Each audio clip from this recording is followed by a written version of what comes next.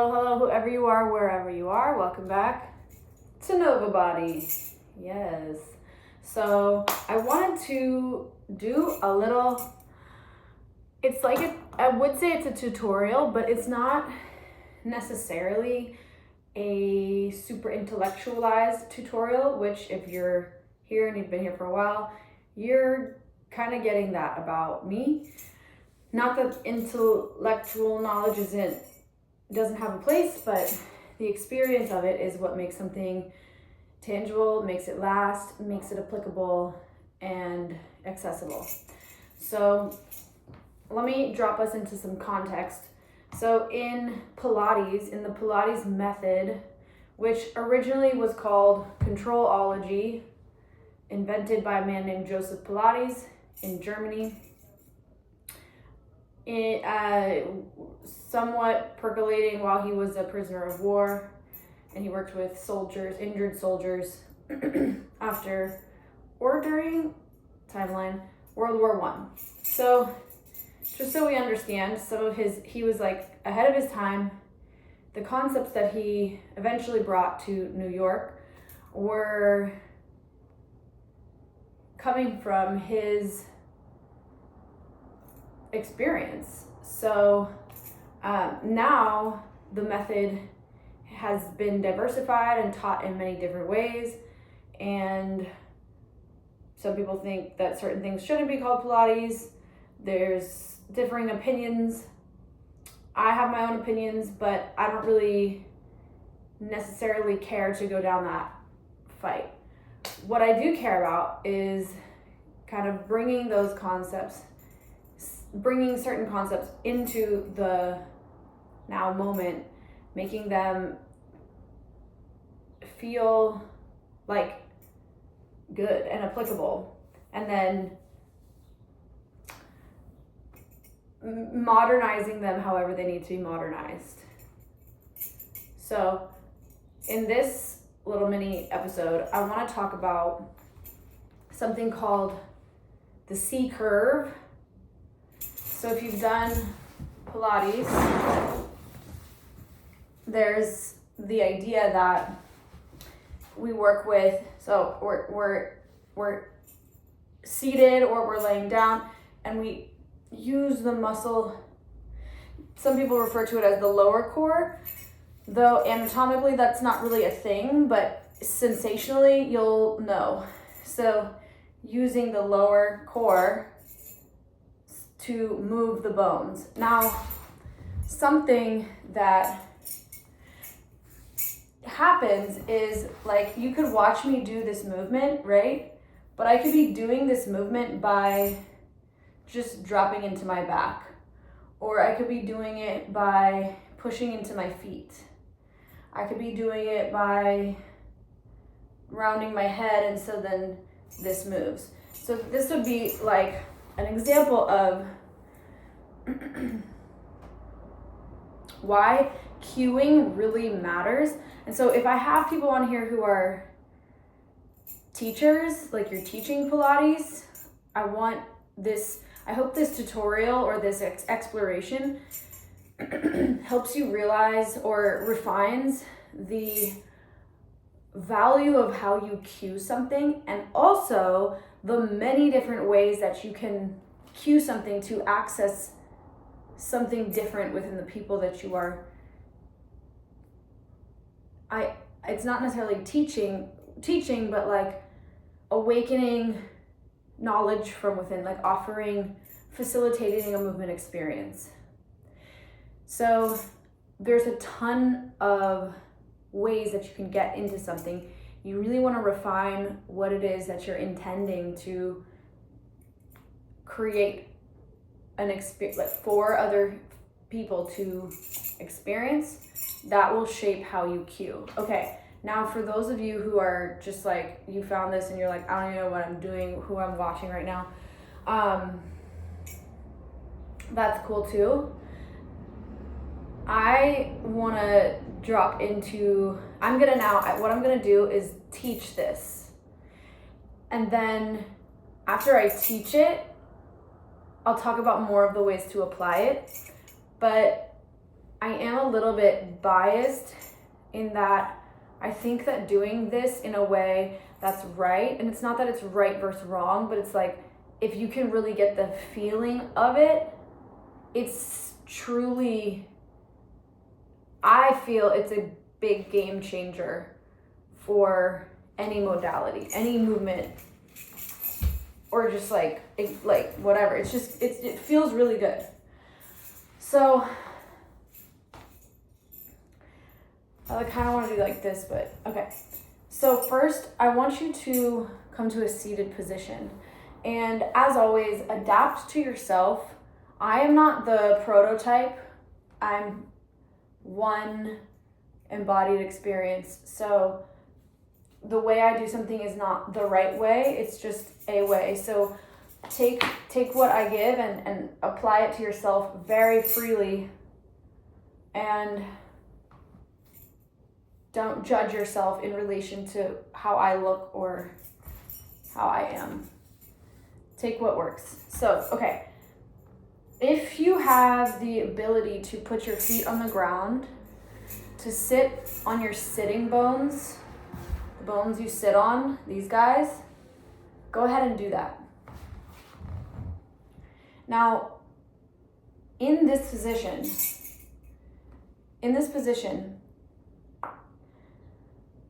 there's a lot of potential effort on the hip flexors, like that you go into the sitting bones and possibly you get tight in the hip flexors or your low back, or you're like, I'm gonna bring all the breath up here. There's so many ways that you might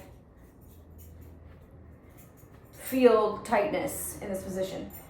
If that's the case, what I want you to do is use your fingertips and push into the floor and think about lifting the tailbone away from the floor so that you're supported as you do that. Let's do that 3 times. So right now it's just a passive dropping into the sitting bones. Now use your palms and press till you're seated up on top of the sitting bones. Hello, gorgeous. You come to say hello. You're gonna drop into the back of the sitting bones and then push on the floor to create, like, imagine like a gust of wind going into the lumbar and up the spine.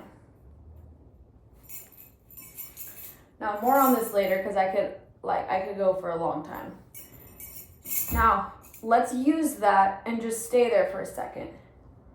Then, can you feel the activity in the spine and the length? Now breathe. And as you exhale, I want you to imagine muscle pulling the pubic bone towards the navel, towards your belly button. But kind of as you exhale, you're rounding, but this is being resistant. So the lumbar is going in this direction as the pelvic bowl is tilting. And I just like to think of this as creating opposition. So once you have this going, change your palms to here. Use your pinky knuckles because that'll get your lats involved. Then exhale and use from the pubic bone to the navel to kind of round the pelvic bowl around the thigh bones. But as you're doing that, you're not just sinking, you're alive in your back space and you isolate. And so the idea is that I like to think of it like, I kind of think of it now as inspiring muscle contraction, but also sensory connection, because right, sensory precedes motor. So if you can you're mapping this area, keeping your ribs as still as possible. One day we'll graduate to just be here, and move, really feeling the muscle. Keep going. Now go a little bit slower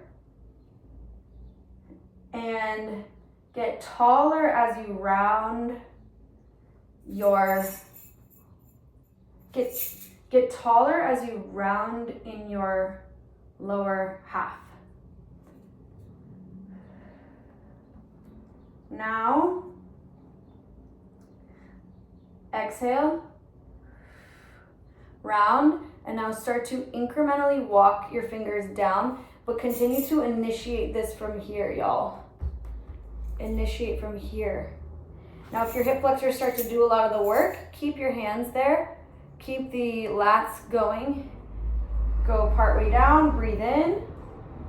As you breathe out, imagine like that gust of wind goes into the belly, and this C curve brings the upper half, and then you go back into that spinal extension. So we go, exhale, you initiate, relax your shoulders, initiate this. You can also start to think about the sitting bones going forward towards your feet. And then pause where it's challenging to you and just stay here and breathe. As you breathe out, connect. Breathe in, exhale, connect.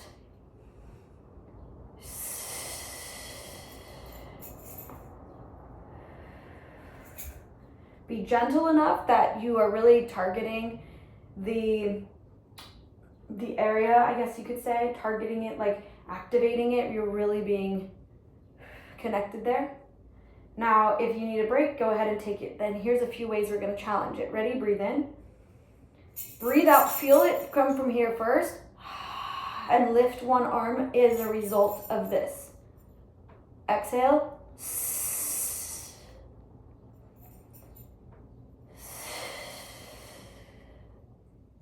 Because in Pilates, in my opinion, the movement of the limbs comes from it's intended, again, in my opinion, it originates from the center of you. And I know a lot of Pilates has evolved and people do a lot of arm work and leg work, and that's beautiful. But I think that you're missing a lot if you're in that technique, if you're not using the breath to originate. Switch arms.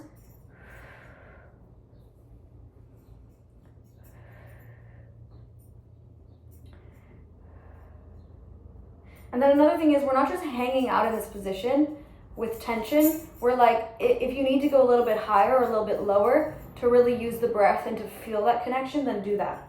Come on up, take a breather. Exhale. And it'll become automatic for you the more you do this.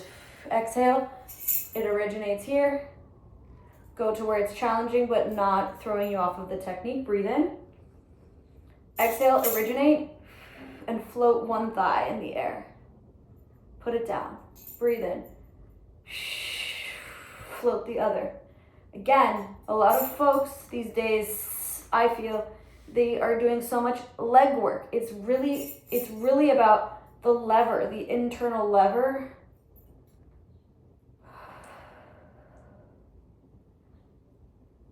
Now, one more. Stay right there. Exhale, hit a little deeper curve, and float the other leg. If you're not in here, then you're not ready for it, in my opinion. Exhale, grab the legs and just go an inch down, soft shoulders. Exhale, an inch up. But it happens from like punch in the gut. And definitely, like, I'm looking at the camera, but I don't encourage you to be doing that. Good. Now, slowly walk down. Go slow, go slow. Take your time, channel it. And then just take a second. Do whatever you want to do.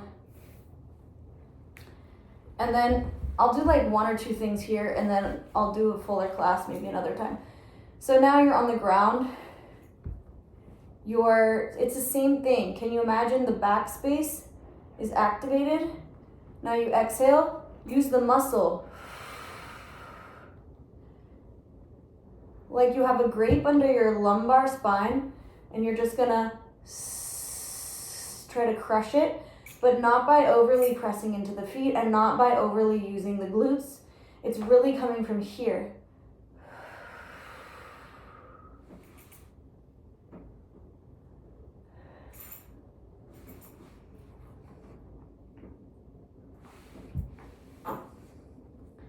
So then, can you find a neutral pelvis, but can you activate right here?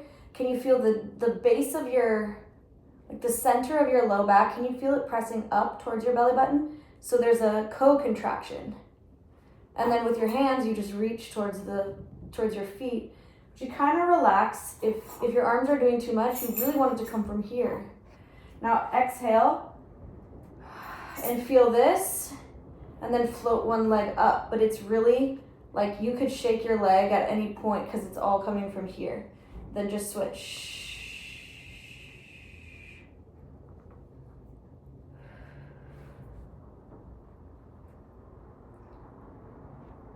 Let's lift one more.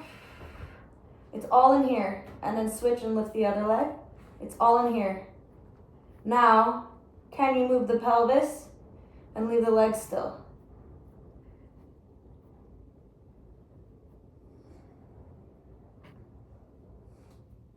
Hands interlaced behind your head. Bring your elbows into your peripheral. Shoulders gently kind of find form down the back. Breathe in. Breathe out. Feel it here first. And like a teeter-totter, this goes down and the head lifts up because it's a byproduct. And then you just allow the head to go down. Breathe in. You're getting taller through the spine, almost like you're trying to pull the back of your neck towards the wall behind you. This is zipping. So it's not like a super crunchy crunch. That's a word now, okay? That's a word now. Go one more. Hold. Feel it here. Breathe in. Breathe out. Extend one leg, but feel the energy go into the belly button. So it's not just like legs going out for no reason. Breathe in. Breathe out. Extend the other leg. It's connected. Breathe in. Breathe out. Breathe in. Breathe out. Breathe in, bend. Grab hold. Breathe out. Oh, I can't do it. I can't do it yet. Okay, curl up. It's been a while. We'll get back to that. We want that eventually to be slower. Okay, boom. So you should feel really connected here. Feel how like the upper body can move a little bit more freely when you really do connect to that. And then eventually I'll do a whole class. You do it in any position. Any position, this is the focal point.